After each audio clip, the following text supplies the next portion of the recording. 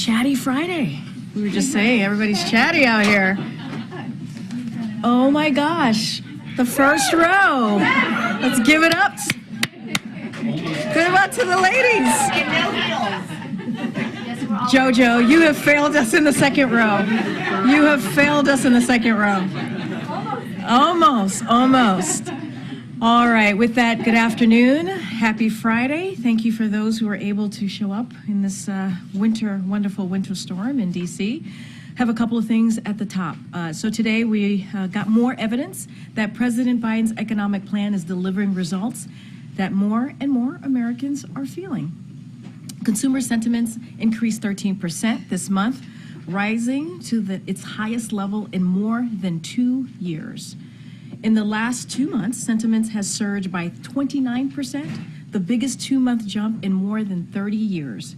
It's clear Americans are starting to feel President Biden's strong economy. Wages have risen faster than inflation for 10 months in a row.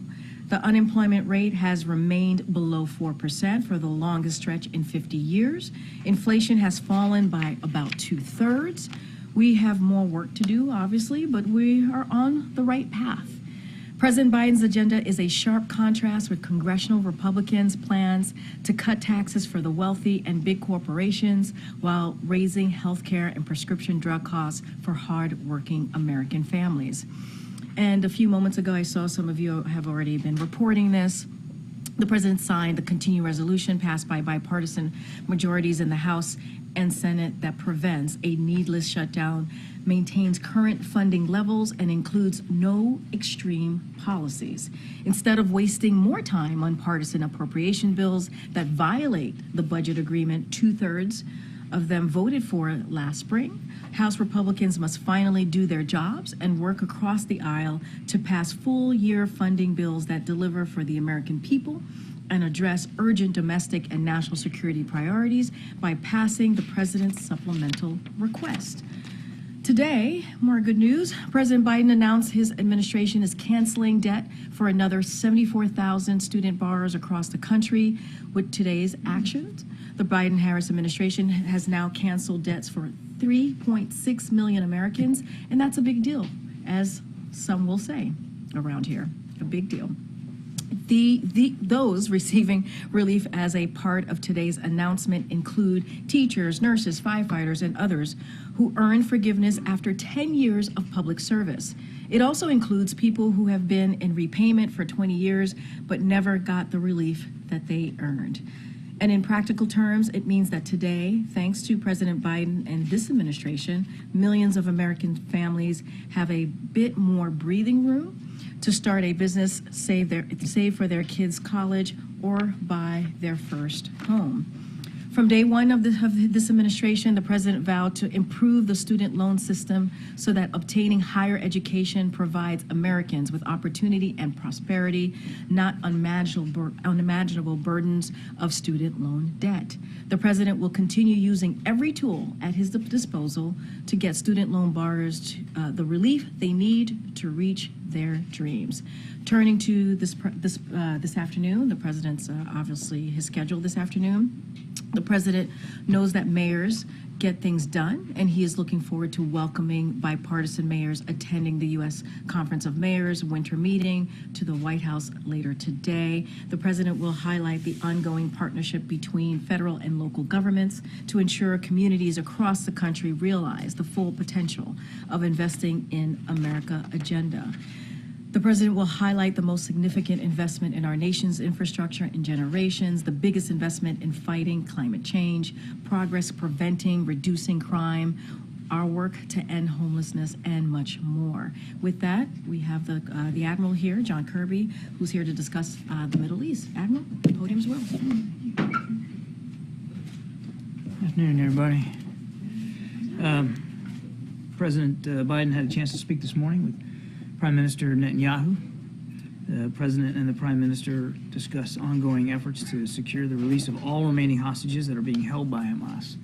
The two leaders also reviewed the situation in Gaza and the shift to targeted operations that will enable the flow of increasing amounts of humanitarian assistance while keeping the military pressure on Hamas and its leaders significant.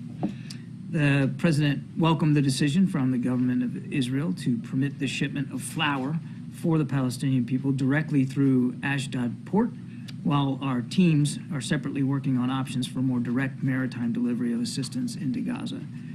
The president also discussed recent progress in ensuring the Palestinian Authority's revenues are available to pay salaries, including for the Palestinian security forces in the West Bank. The president also discussed Israel's responsibility, even as it maintains military pressure on Hamas and its leaders, to reduce civilian harm and to protect the innocents. The president also discussed his vision for a more durable peace and security for Israel, fully integrated within the region, and a two-state solution with Israel's security guaranteed. Now, and we'll have a formal readout of the call here shortly if it's not out already.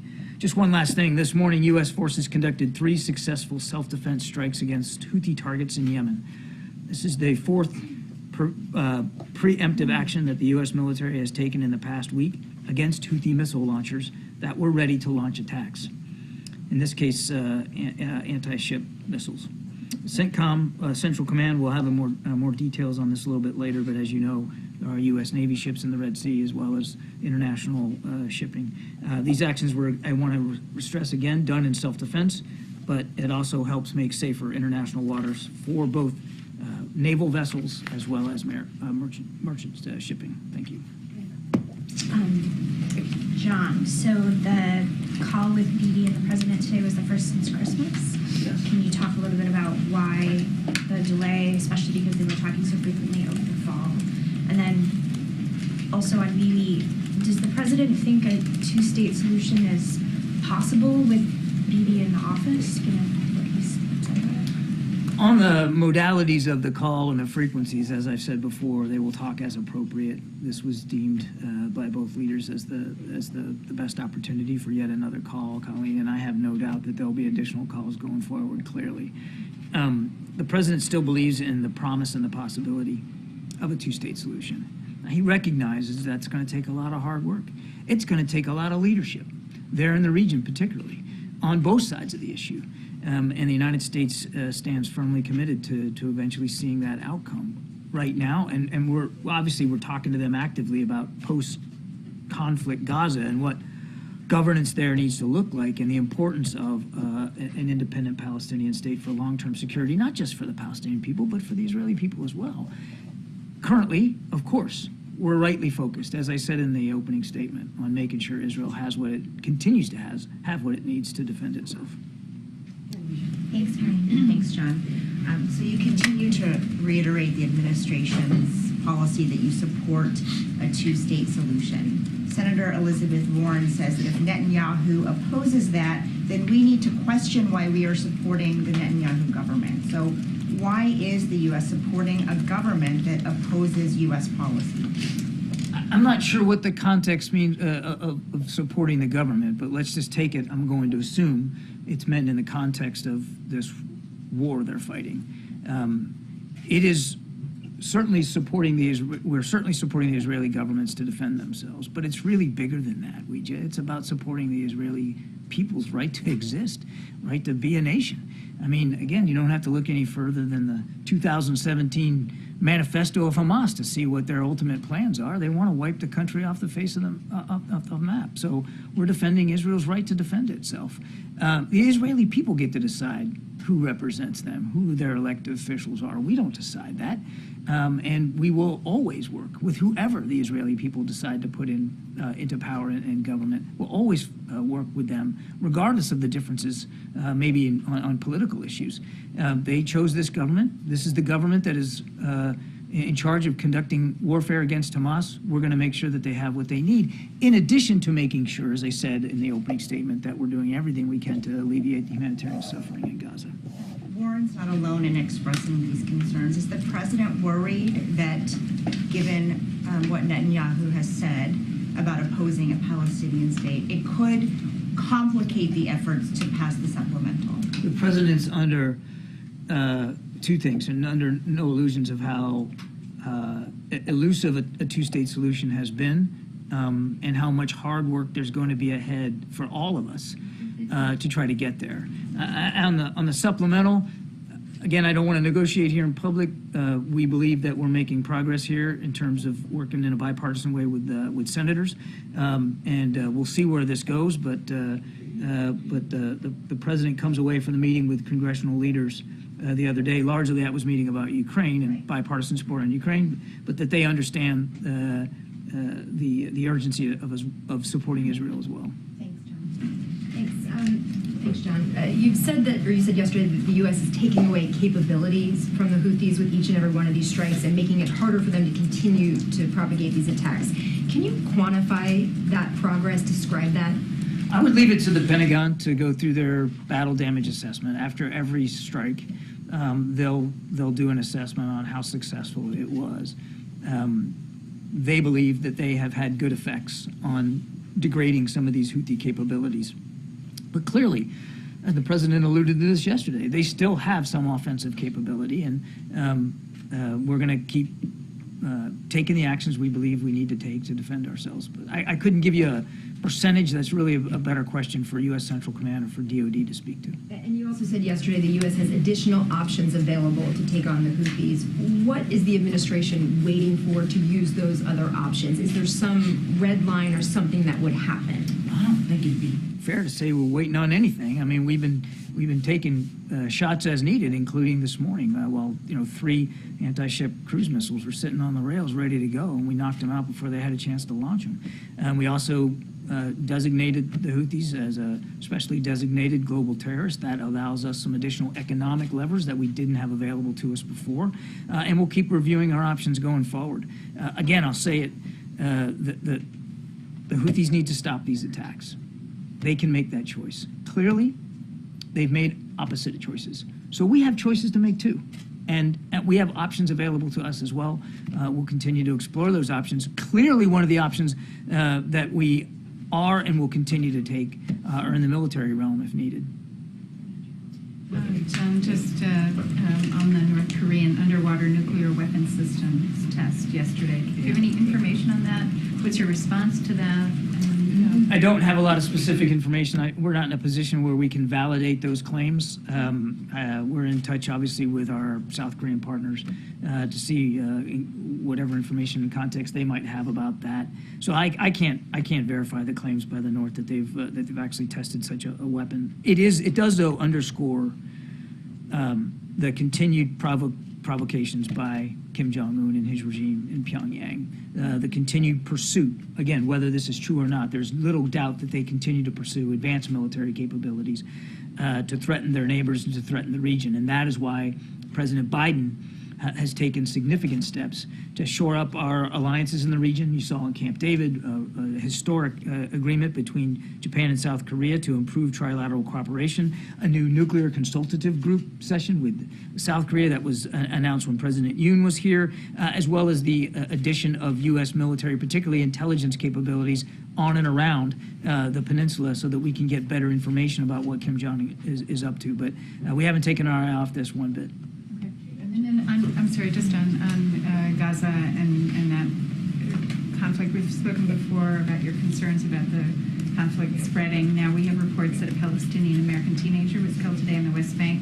Can you confirm that? And was that something that President Biden discussed with Netanyahu during the call?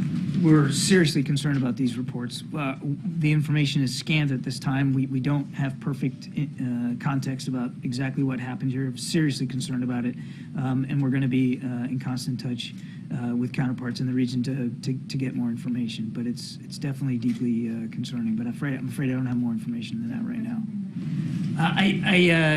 I don't believe that it was a subject of the call.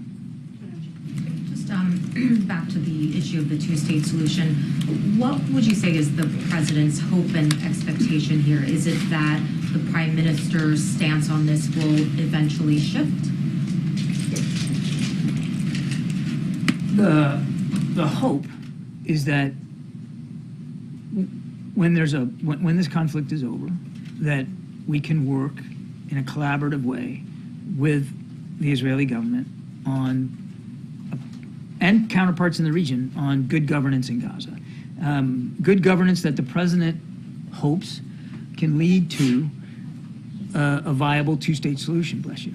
And again, he's not he's not Pollyannish about this. He understands how hard this is. Something he's been pushing for a long time. He knows it's going to take dedicated leadership on all sides here to bring it about, and that means constant engagement by his administration and the national security team. So we're gonna keep at that work. I guess I'm just wondering if the two leaders are completely at odds on something as fundamental as the creation of a Palestinian state. Do you know if the president has reason to believe that at some point the prime minister's view on this will change? Publicly, he has been very clear about where he stands on this. You mean the president has been very clear publicly where he stands The on prime this? minister has been very clear on the fact that he rejects the idea of a Palestinian state. The president also has been clear that he wants a two-state solution. Yeah, look, this is just we're not going to agree on everything. We've said that, and good friends and allies can have those kinds of candid, forthright discussions, and we do. It's not going to change the president's view that the best long-term solution for regional security, particularly the security of the Israeli people, is a free and independent Palestinian state that can live in peace and security with, and this is an important caveat, with Israel's security also guaranteed. He still believes in that, and we're going to continue to talk to our Israeli counterparts. This isn't about, trying to twist somebody's arm or force a change in their thinking. Prime Minister Netanyahu has made clear his concerns about that. President Biden has made clear his strong conviction that a two-state solution is still the right path ahead, and we're going to continue to make that case. So what is the overlap there? I guess, when the two leaders are having a conversation like their phone call today, what is it that the prime minister is saying to the president to indicate that that gap can be bridged? I won't get into the prime minister's side of the conversation. I think that's better for his staff to speak to. All I can tell you is that the president reiterated his strong conviction in the viability of a two-state solution, understanding, of course, that we're not going to get there tomorrow, that there's an active conflict going on, and that we want to make sure Israel has what it needs to defend itself. But as we're talking about post-conflict Gaza, and we have been now for many, many weeks, you can't do that without also talking about the aspirations of the Palestinian people and what that needs to look like for them. So we're going to continue to have those conversations.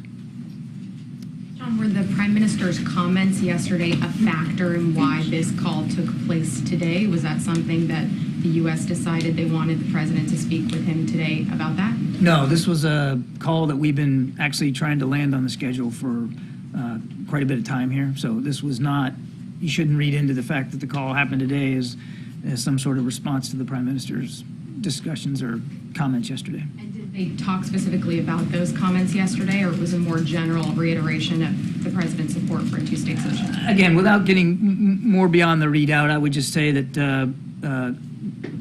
there was certainly on the agenda for both leaders was to talk about post-conflict Gaza, governance in Gaza, and of course a two-state solution. And can you just tell me a bit more about what the President meant yesterday when he was asked by my colleague whether the strikes in Yemen are stopping the Houthis, and the President said no? I think if you just look at what happened yesterday, it's pretty self-evident.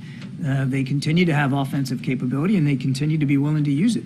We also have plenty of defensive capability available to us, and we continue to use it as well.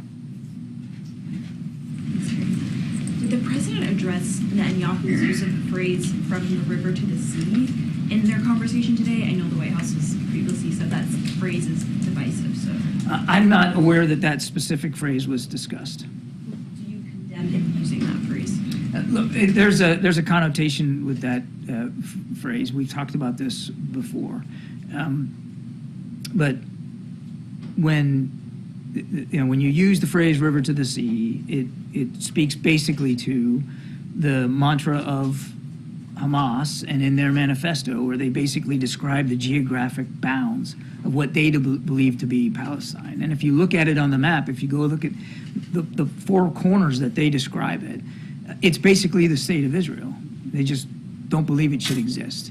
So again, it's not a phrase that that we recommend using, given because of that context. But this wasn't Hamas. This was Netanyahu. I understand. I don't have anything more on that, and I certainly don't have anything more on the conversation to read out with respect to that.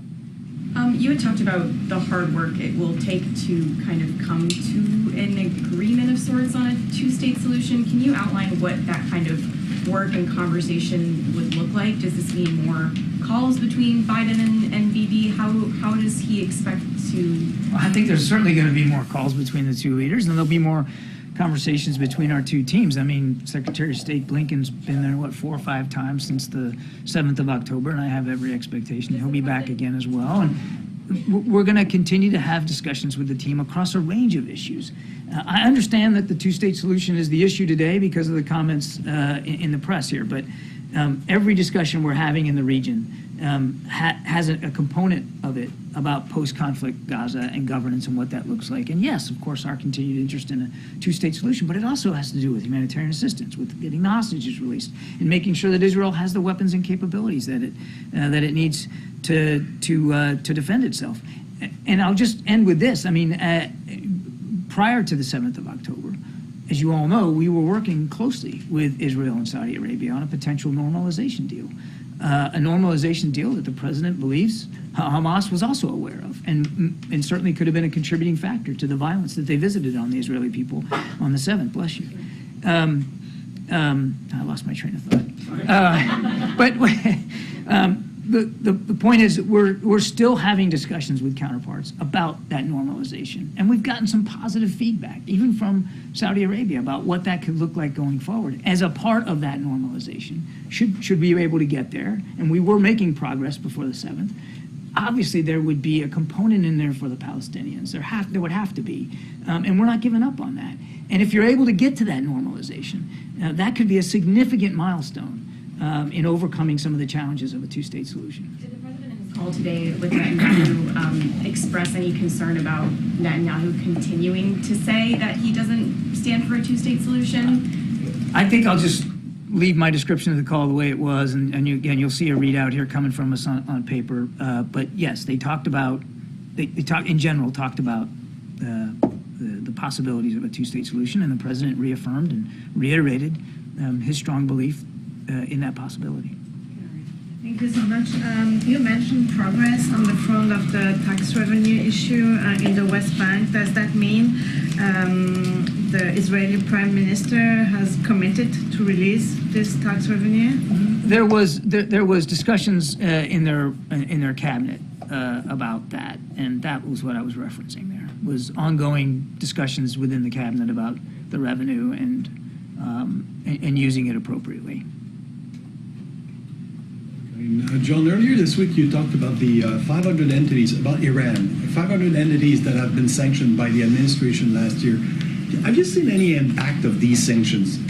Any type of impact that has had on Iran's behavior? 500 entities since the beginning of the administration, not last year.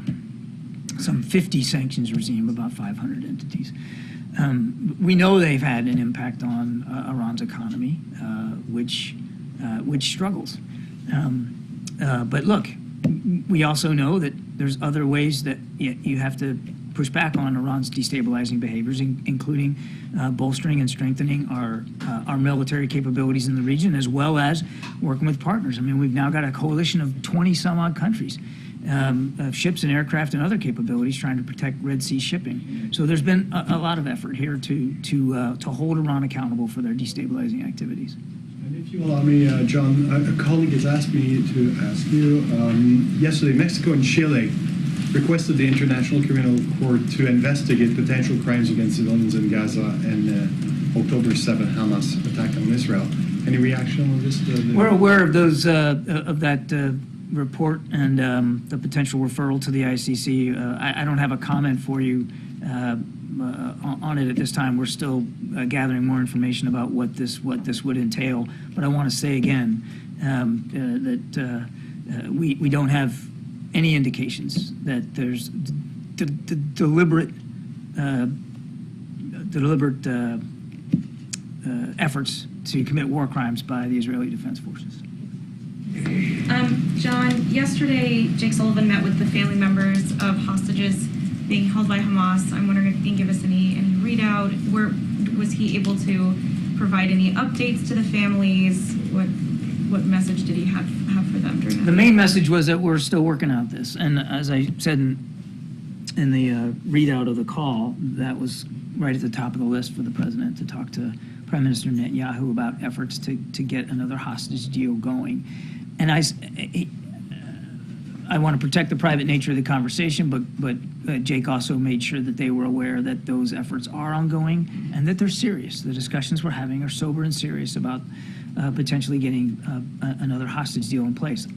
I'm not suggesting, and you shouldn't take away from this, that we'll have something to announce imminently or that we're over the finish line. I don't mean to suggest that at all. There's a lot of hard work still ahead, but we haven't given up on the effort, and the efforts are being taken very seriously by the national security team. And, you know, Brett McGurk was just in Doha last week, and that was a big reason why he was there. So that was, Jake wanted to bring them together, to make sure they knew, you know, we kept that connective tissue with them, that we still obviously care about their loved ones and getting them home, that they're a priority for President Biden, and updated them in general terms about the discussions that we've been having in the region. Was he able to give any kind of update about the condition or what was known about the condition of any of the hostages?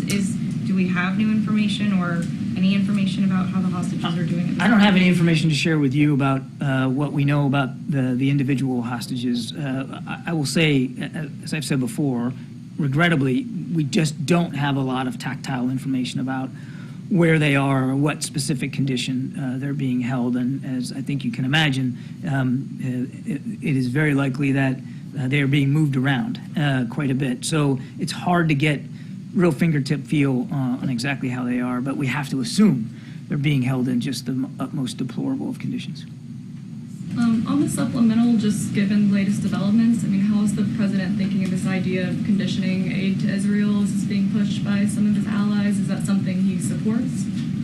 We believe that the approach that we're taking right now has had results, and we're going to continue that approach, which is obviously making sure that Israel has the capabilities it needs, and that continues, but also urging them at every turn to be more precise, more targeted, more deliberate with respect to civilian harm, urging an increase in humanitarian aid and assistance, and of course trying to get another humanitarian pause in place so we can do a hostage deal. I would tell you, as I've said before, that this approach that we've taken of at once supporting Israel and their military capabilities, but also providing advice and counsel, lessons learned from our own experiences in this kind of fighting, has had results. They have changed the way they have conducted operations. In fact, they have already started a transition to lower intensity operations, again, largely at our urging. They opened up Kerem Shalom, a second gate of humanitarian assistance, largely at our urging. So the president's continued discussions with Prime Minister Netanyahu and at lower levels across our team has had results. Thank you, Karine. John, am I correct to understand that the president believes there is wiggle room in the prime minister's position in opposing Palestinian statehood? And what is the president prepared to offer beyond pushing for a Saudi-Israel normalization deal to convince the prime minister to accept the two-state solution? The prime minister should speak to his own headspace when it comes to that. And of course, he's talked publicly about a two-state solution. All I can do is say what I've said before. The president still believes in the promise and possibility of that. He believes it's going to take hard work and leadership. He's willing to put his shoulder to the wheel for that eventual outcome. At the same time, we've got to make sure that they have what they need to defend themselves and we get humanitarian assistance in. And I'm sorry, your second question was? Yeah, what is he prepared to offer, whether it's a carrot or a stick in terms of trying to persuade the prime minister to go in line with U.S. policy? Well, I'm certainly not going to negotiate here from the podium about a two-state solution. It is something that remains his policy, his desire to see it. We're going to continue to push for that. Okay. And Jordan says that Israel targeted their field hospital in Khan Yunis today, injuring one patient and a staff. Can you confirm this? I cannot.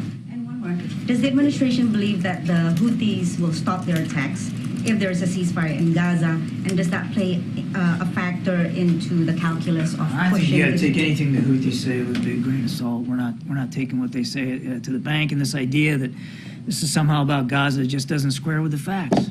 I mean, that most of the ships that they're going after have nothing to do with Israel. So we're not taking anything at face value. They need to stop these attacks. We've got capabilities available to us to use it if we have to. Just to clarify, what's happening in the Red Sea, the attacks from the Houthis, does not play a factor into the calculus of whether or not you're pushing Israel for a ceasefire? No.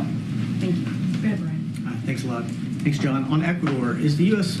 and the President considering ramping up its military assistance to Ecuador as it confronts these violent drug gangs? I'm aware of no such plans to do that. The U.S. had an inaugural working group on defense issues with Ecuador last year.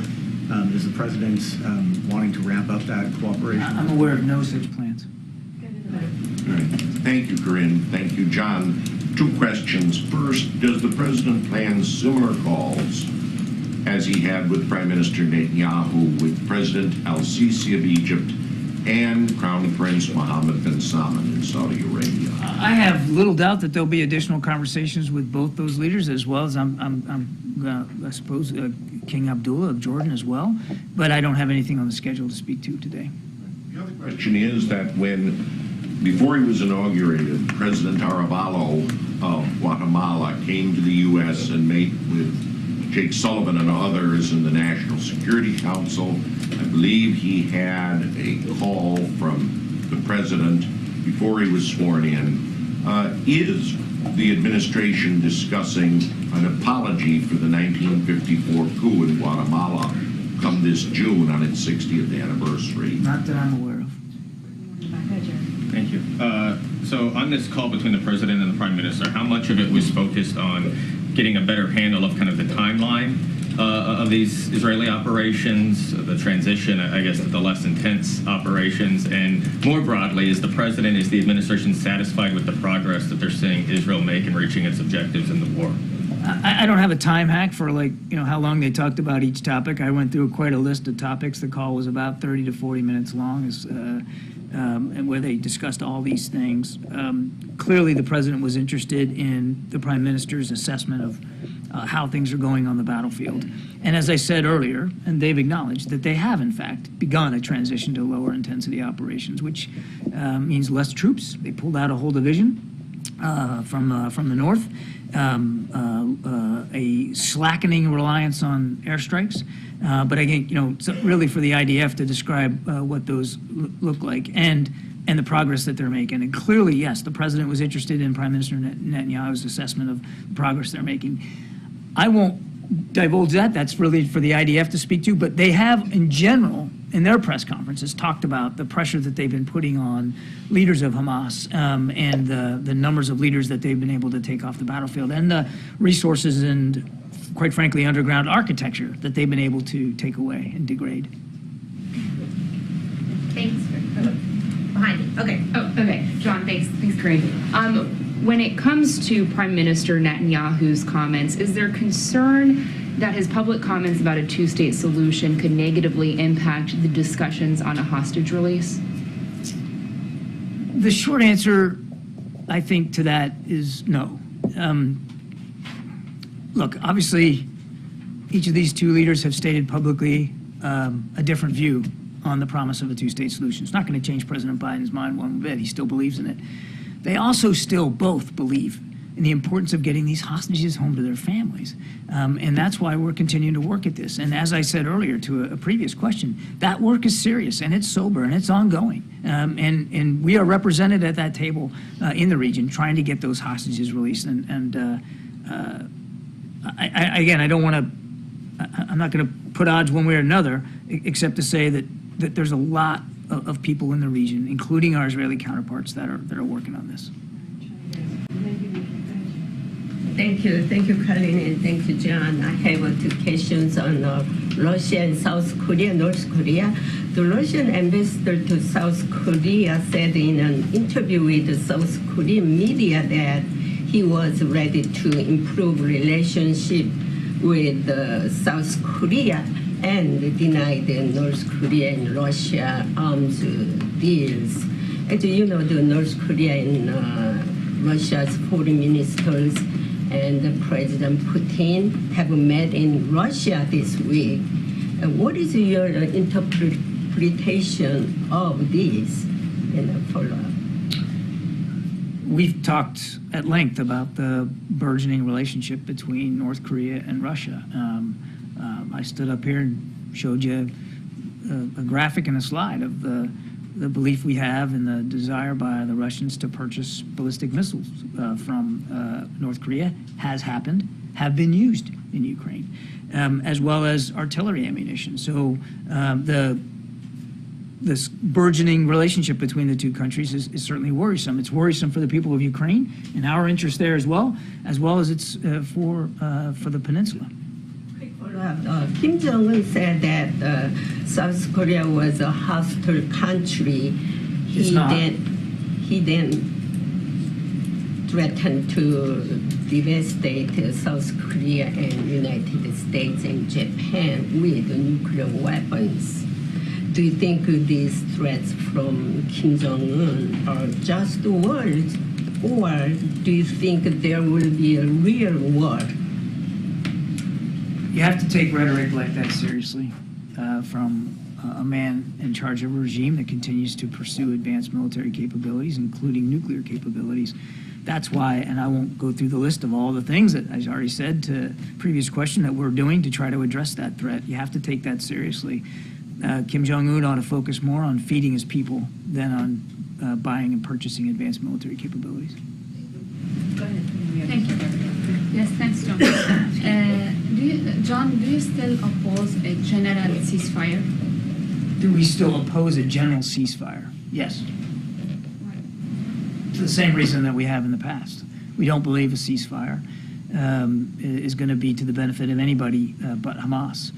We do support humanitarian pauses, as I said, to try to get hostages out and more aid in, but we don't support a ceasefire at this time. I think it's important to remember that there was a ceasefire in place on the 6th of October, and Hamas, Mr. Sinwar chose to break that ceasefire. He's the one that chose this war. There was a ceasefire, which we obviously were in support of, and Hamas chose to break it. Is the current situation beneficial to Israel, speaking strategically here? Is the current situation beneficial to Israel? The current situation? What do you mean by the current situation? The ongoing conflict. The Israeli people have every right to expect that their military and that their government is going to act in their safety and security. And I guarantee you that if this was any other country, including this one, we wouldn't stand for that kind of threat to live next door to us like that. A threat that truly has existential ambitions. They want to wipe Israel off the face of the map.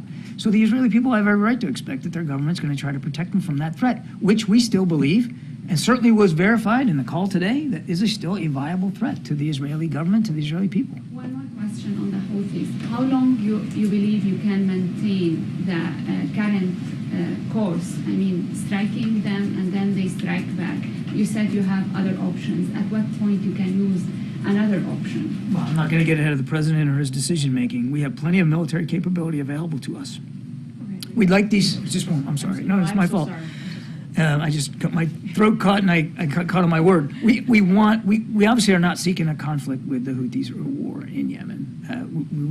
The best outcome would be for these reckless attacks by the Houthis to stop today. But we have the capability we need. Sorry, did it again. All right, last two. And then, great. Thanks, Karine. John, President Biden admitted yesterday that the retaliatory strikes against the Houthis aren't working. Why aren't they afraid of the U.S.?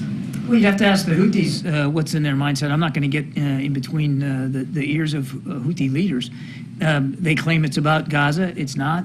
They claim that this is some sort of, U.S. and Britain effort to wage war on them. It's not. We're simply trying to do two things. We're trying to defend our Navy ships and sailors and the Navy ships and sailors of other nations that are in the Red Sea with us, and two, protect international shipping. This is about self-defense.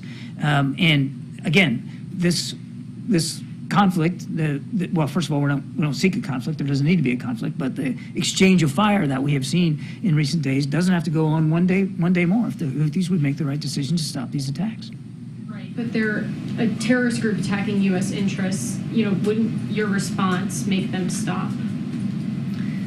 Again, terrorist groups commit acts of violence, oftentimes for not just for the sake of committing acts of violence, but for political posturing or political messaging of some sort, or perhaps tied to religious fervor.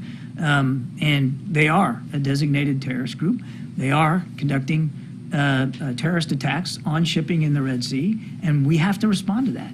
I don't know what the alternative would be. Should we just stop defending ships and just let them have their way with the Southern Red Sea? I don't think that's in anybody's interest. So we're not just gonna lay down here and wait for them to come to a different approach. They need to stop the attacks. If they don't, we'll continue to defend ourselves and make it harder for them to conduct them.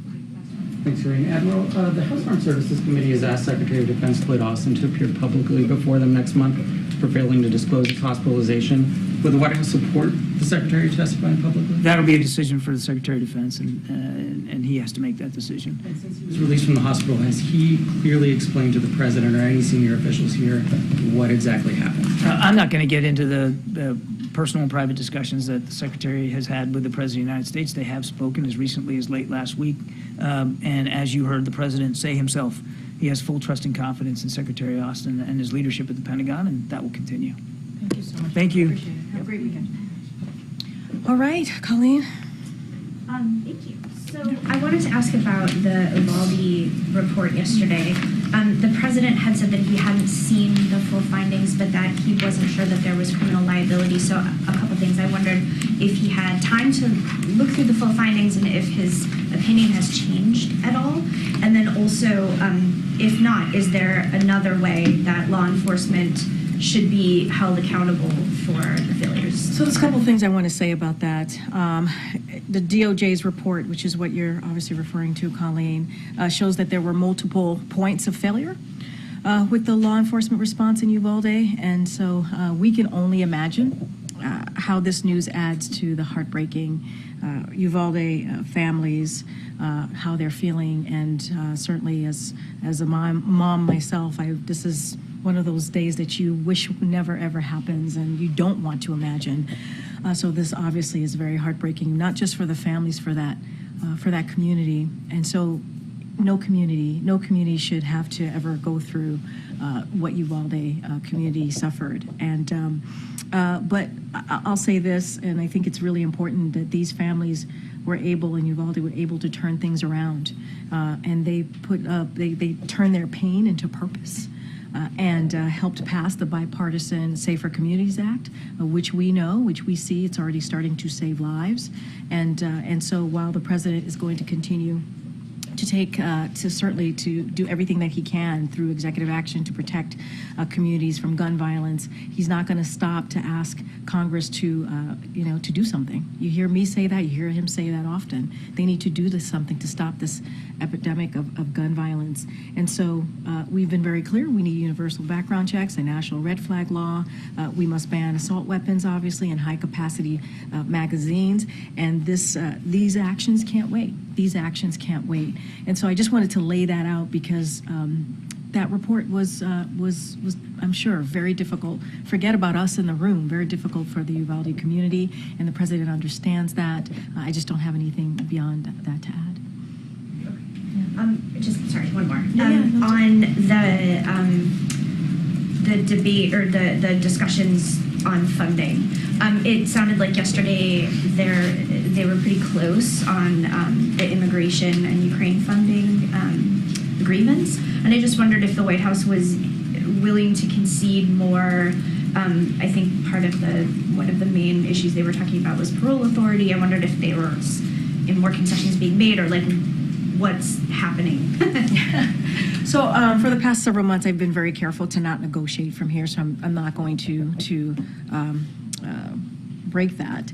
What I'll say is, and I've said this many times, we really appreciate that senators, both Republican and Democrats, continue to have this conversation, continue to negotiate on border security. Obviously, this is something that is very important to this president.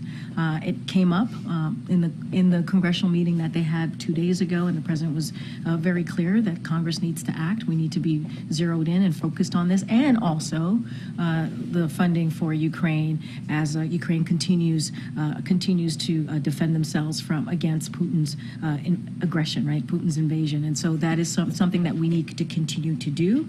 Obviously, there's been a global coalition that the president has upheld including NATO alliances, more than 50 countries in support of Ukraine as they're trying to, again, to fight for their freedom. So we need to continue to do that. The president believes all of the parts and the pieces and what he's asked for in his national security supplemental needs to pass.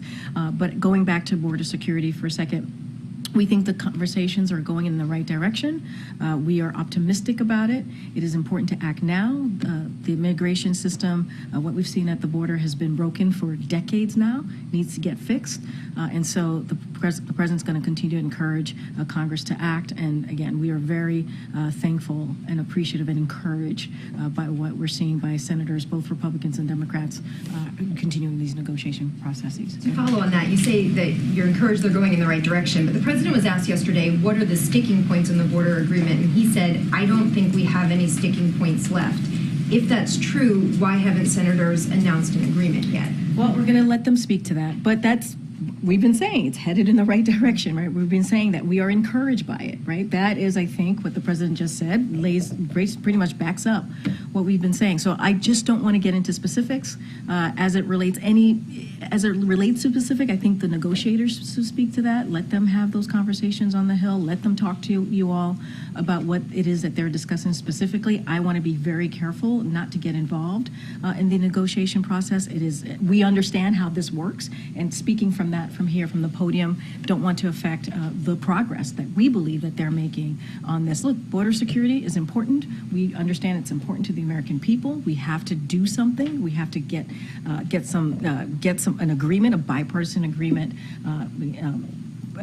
put forward so that we can deal with that issue at the border. Did something change in the meeting that he had this week with leaders to give him that optimism? I mean, what does he think that it's close to a done deal to say that yesterday? So I want to be really mindful.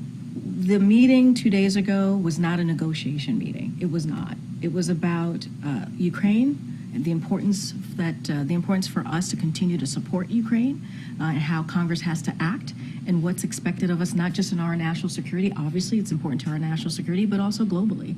And so that was the purpose of this meeting. It was not part of the negotiation. There are negotiations happening, as I just stated, over at the Hill with Republicans and Democrat senators, and we're going to let those negotiations happen. What the president wanted to be really clear about is the importance into continuing to support Ukraine as they defend themselves. As you know, National Security Advisor Jake Sullivan and DNI Avril Haines were part of that meeting. They laid out some examples of the consequences for Ukraine on the battlefield, and so that is what the conversation was about. Obviously, and as you all heard from some of these congressional leaders, they brought up the border security was discussed, but it was not in a negotiation meeting.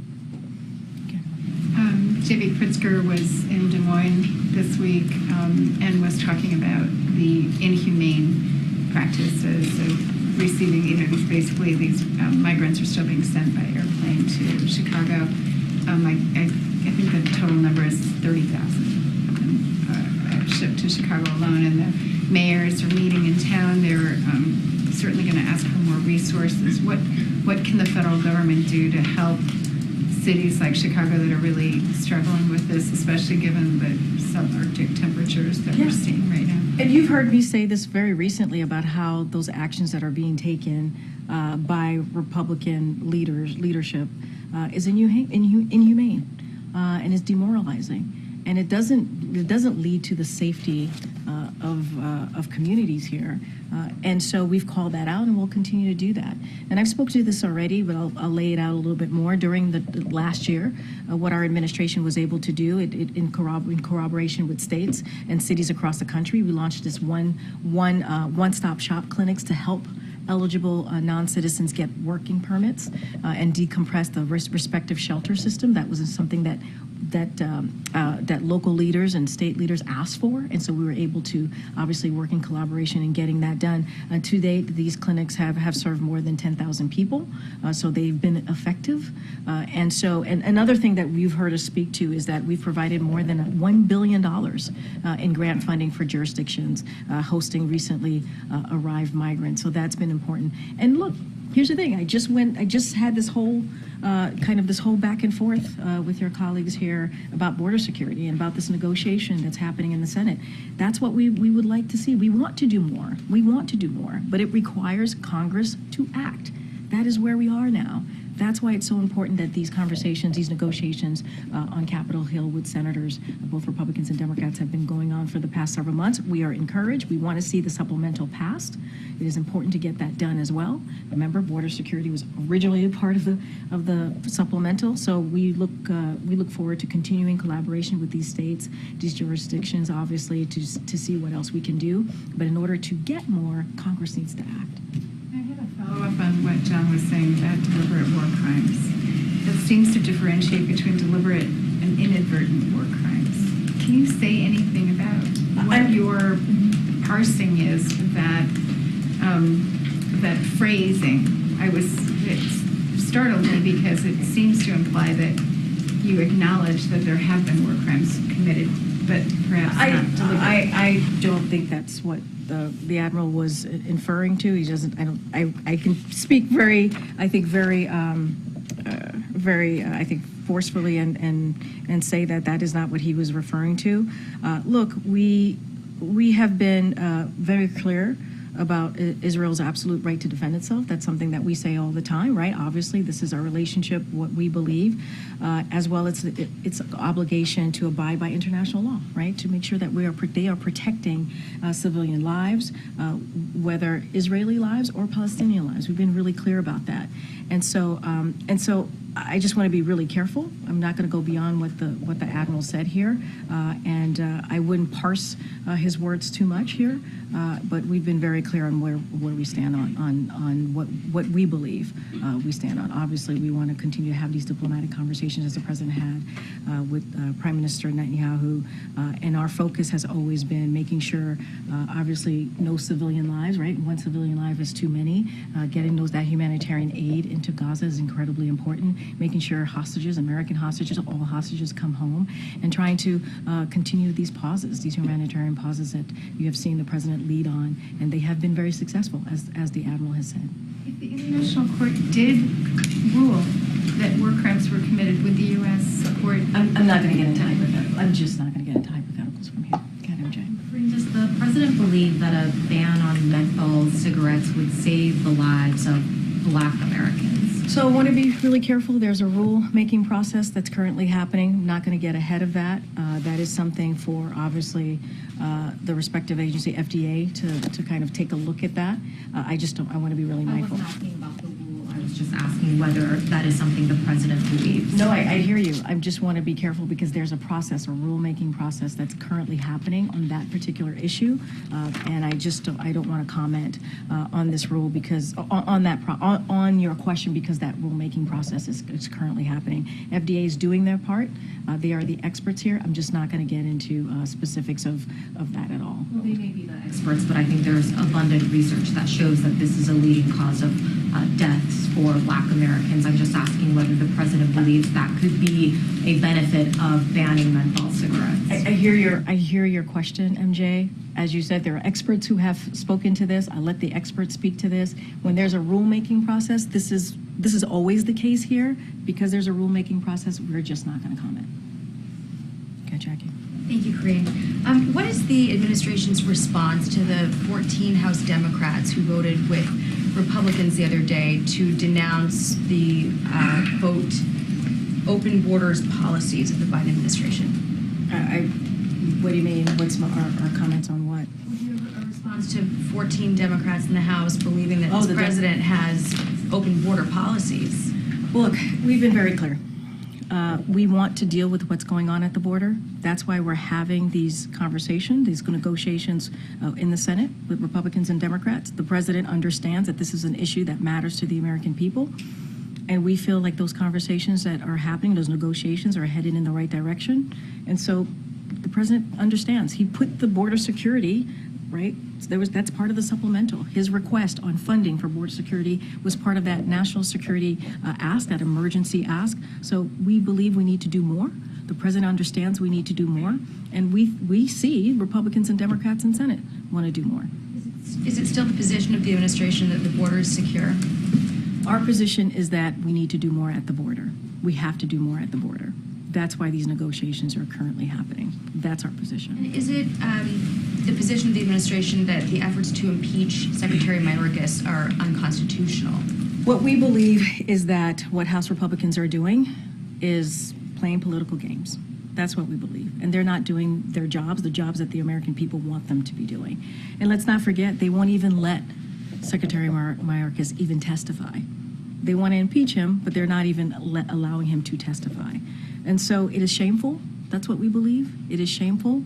And what we'd encourage these House Republicans to do, and this is something that we saw coming out of the midterms in 2022, American people want to see Republicans and Democrats working together to deliver for them, to address the issues that matter. That's what we would rather see.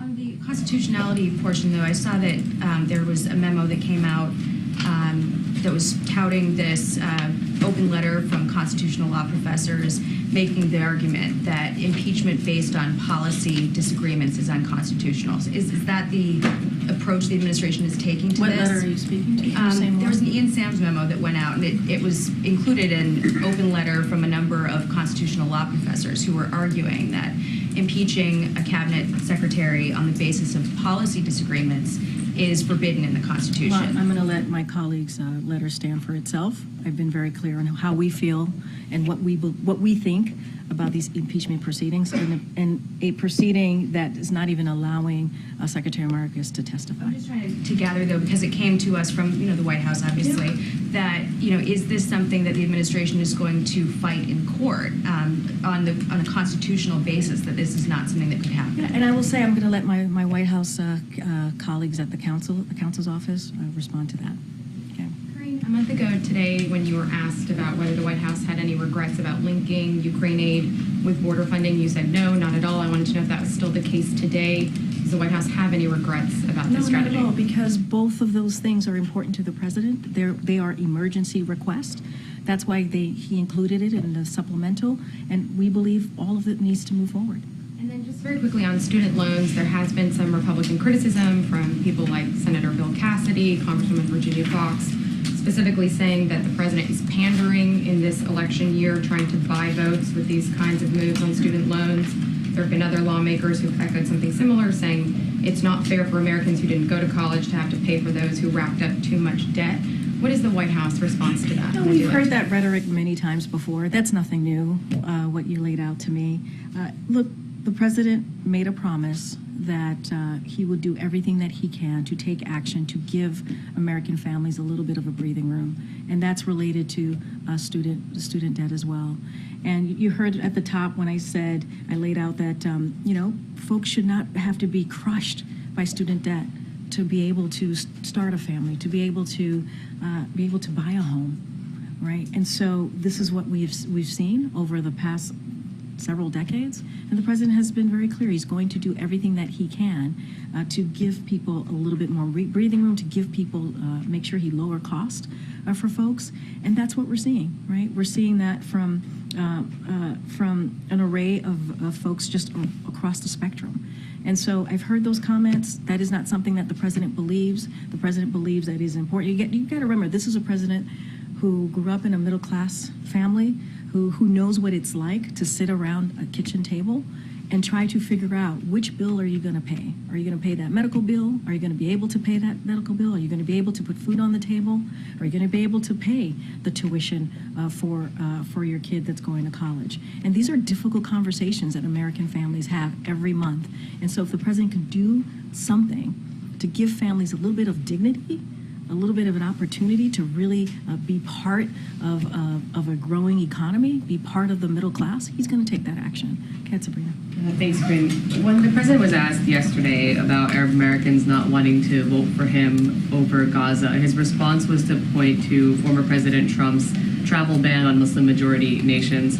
Putting aside for a moment that most Arab Americans are Christian, is that the bar here, that his predecessor and likely opponent wants to ban Muslims and President Biden doesn't? And how does that relate to the substance of their criticism of Gaza? So look, I want to be really careful because there's a mix of upcoming election in your question in 2024. Look, I would look at and I really want to be mindful here and careful, I think what the president was doing was trying to give a reminder of where we were before, right? What it looked like before in the last 4 years in the last administration. You have a president that has been very clear in protecting Arab Americans or any communities that are under attack, any communities that have felt left behind. And so he is, I think his record and what he's been trying to do for folks here in this country, all communities, including the Arab American community, is very, very clear. And so I think it was a question that he was asked. He answered it very quickly. It probably, he thought of it as obviously asked in a political way. And so that's where he went.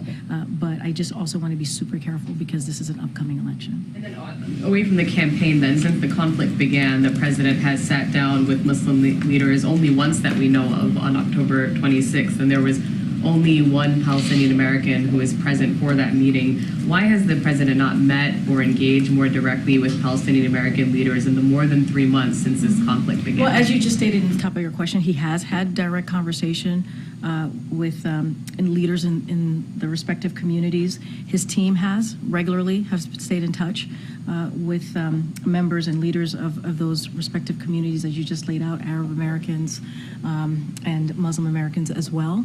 And so those conversations are obviously very important. I don't have anything to read out or lay out of any upcoming discussions with those leaders in those communities. But he's had direct conversation. He's had listened to them.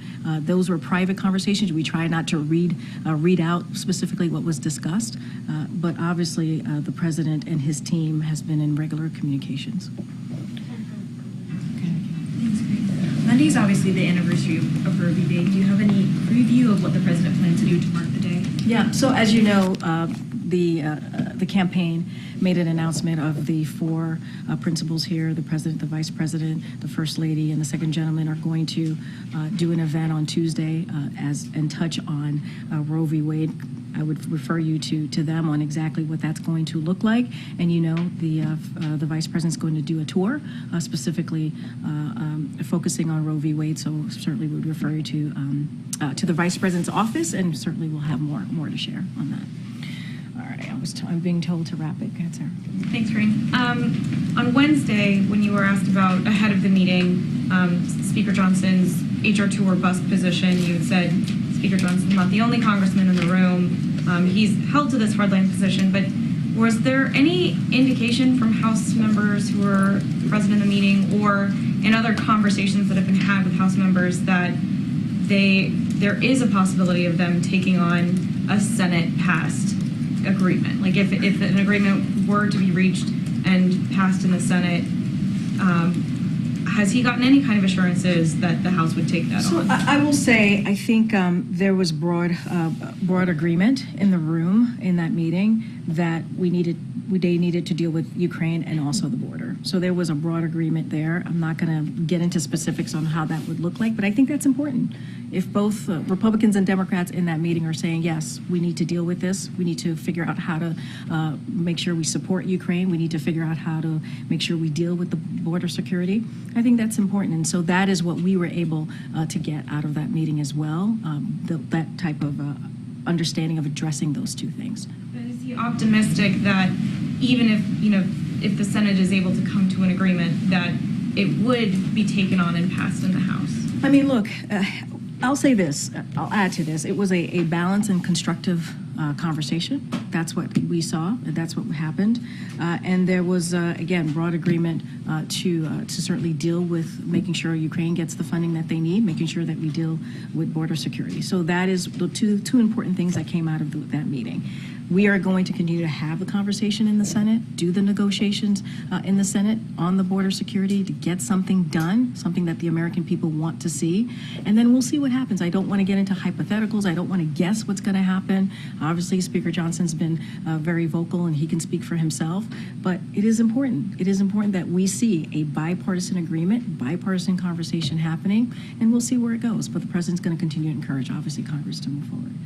Go ahead, Joe. I hadn't called on you. Yeah, thank you. Well, regarding the House, and a version of this question was asked, I think, during the Air Force One gaggle yesterday, but with Speaker Johnson saying he's communicating regularly with former President Trump, on border negotiations. Does the White House believe that Speaker Johnson is, in fact, negotiating in good faith toward an agreement on the border? Look, I'm going to let Speaker Johnson speak for himself. What I can say is that right now we are in active negotiations with members in the Senate, and it is in good faith with Republicans and Democrats. It is happening in good faith, and we are encouraged by where the conversation is going. We believe there has been progress, and so let's start there. Let's start there and let them do their job and continue or do their negotiations and continue to have those conversations. And I'm just going to let the House speak for themselves. Do you think Speaker Johnson actually wants a border agreement? That's for him to speak to. I'm not going to speak for him from here. I know I keep getting. Did I call you, Risha? Quick follow on the border talks. Very quick. Okay. Is the president open to signing a border deal before one is reached on Ukraine, or does it have to be concurrent? I can't speak to the timeline of all of this. What I can speak to is we are having those conversations in the Senate, negotiations, as I've mentioned multiple times already from here. I'm sure you're tired of me saying that over and over again. And what I can also say is that we want to see the full national security supplemental move forward. That is what we want to see. We want to see it move forward, and that includes Ukraine, obviously includes Israel, obviously includes border security. That's what the president wants to see, and that is the direction that we hope that it goes in. All right. I haven't called on you. Go ahead. So is the White House supportive of the bipartisan tax bill that was introduced this week that expands the child tax credit but also has a lot of cuts for businesses? So we think that we are encouraged by what we're seeing, obviously, with the tax deal that is going forward. And so we think that's important. Obviously, the president passed the American Rescue Plan. As you know, very early on, it had the child tax credit. The president has been very clear that he wanted to see that move forward in full, and it's continuing that more permanently. And so that is important. But we are pleased that the House Ways and Means Committee advanced a bipartisan tax bill that will increase that, right? That will increase it. And let's not forget, this is for millions of families. It's going to lift hundreds of thousands of children out of poverty and support construction of hundreds of thousands of affordable rental housing as well in that bipartisan agreement. So it is a welcome step forward, and we believe Congress should pass it. All right, guys, we'll see you on Monday. Thank you, everybody. Stay warm and dry.